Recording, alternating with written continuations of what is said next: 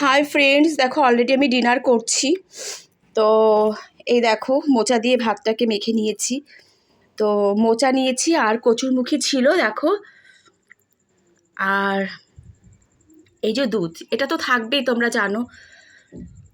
তো দেখো ছাদে পুরো তাণ্ডব চলছে, মানে এই যে ডগিগুলো না, মানে পুরো এই রাত্রেবেলা যাবে গিয়ে পুরো তাণ্ডব চালাচ্ছে। মানে বাইরে তো আমাদের সিঁড়িটা, কেমন লাগে ভাবতে পারো। আর এই যে, তো দেখেছো এতটা কচুরমুখী রয়েছে কেন বলো তো? দুপুরে আমি লাঞ্চ করিনি। আজও আমাদের যে কাজ করে সেই মাসি আসেনি, তো ভেবেছিলাম আসবে, তো জন্য আজকে আর বাসন টাসন কিচ্ছু রাখিনি। সব যেগুলো হচ্ছে সবই ধুয়ে ধুয়ে রাখছি। আর মানে রান্না বান্না করে সমস্ত কিছু করে আমি স্নান করতে করতে আজও দেরি হয়ে গেছে, ঠান্ডা লেগেছে প্রচণ্ড।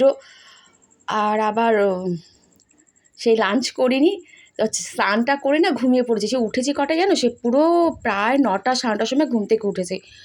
উঠে তারপরে যে রুটি করলাম, মাকে রুটি দিলাম, ভাত গরম করলাম, ভাত করতে হয়নি, আর যা ছিল সেগুলোকেই গরম করে নিয়েছি। আর যখন মাকে রুটি দিয়েছি তখন আমি একটা রুটি খেয়েছিলাম, চা খেয়েছিলাম, তখন একটা রুটি খেয়েছিলাম। তো সেই যার জন্য এখন একটু ভাত খেয়ে নিচ্ছি। আর তো এই তো বন্ধুরা, শরীরটাও ভালো না, সেদিন লু লেগে গেছিলো, বাইরে বেরিয়েছিলাম, তো ভিডিও করব ভেবেছিলাম, তো ভিডিও করতে পারিনি। তবে যাওয়ার আগে একটা ভিডিও করেছিলাম, সেটা অবশ্যই পোস্ট করব। তো চলো বন্ধুরা, খাওয়া দাওয়া করছি। এই তো মোচা আর কচুরমুখী।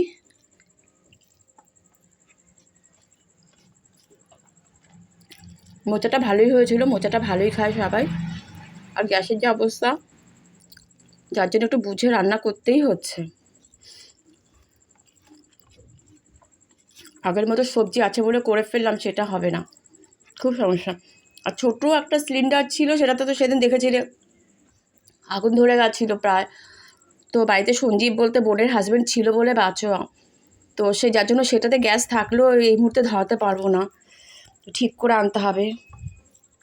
বাবাটা বা বাড়িতে থাকলে ওটা ধরানো যাবে। মায়ের শরীরটা ভালো নেই, এরকম চলছে আর কি।